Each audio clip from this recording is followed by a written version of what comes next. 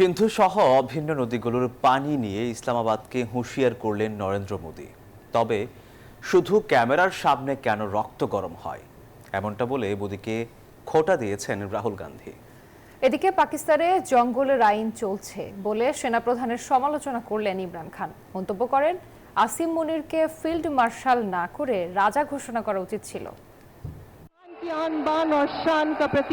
ভারতের মধ্য দিয়ে প্রবাহিত নদীগুলো থেকে পাকিস্তান আর কোনো পানি পাবে না বলে হুঁশিয়ারি দিয়েছেন নরেন্দ্র মোদী। রাজস্থানে দাঁড়িয়ে পাকিস্তানের বিরুদ্ধে একের পর এক হুঙ্কার ছাড়েন তিনি। पाकिस्तान को भारत के हक का पानी नहीं मिलेगा।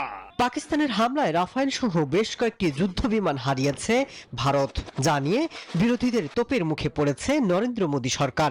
ভারতীয় প্রধানমন্ত্রী নরেন্দ্র মোদীকে এ নিয়ে খোঁচা দিয়েছেন দেশটির প্রধান বিরোধী দলীয় নেতা রাহুল গান্ধী। প্রশ্ন তুলেছেন, শুধু ক্যামেরার সামনেই কেন রক্ত গরম হয়। India is not going to tolerate this type of nonsense.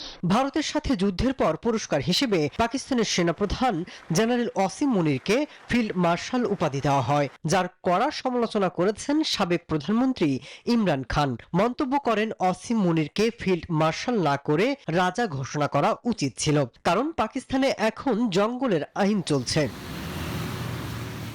এদিকে নরেন্দ্র মোদীর মন্তব্য উস্কানিমূলক বলে ভারতের কড়া সমালোচনা করেছে দেশটির পররাষ্ট্র মন্ত্রণালয়।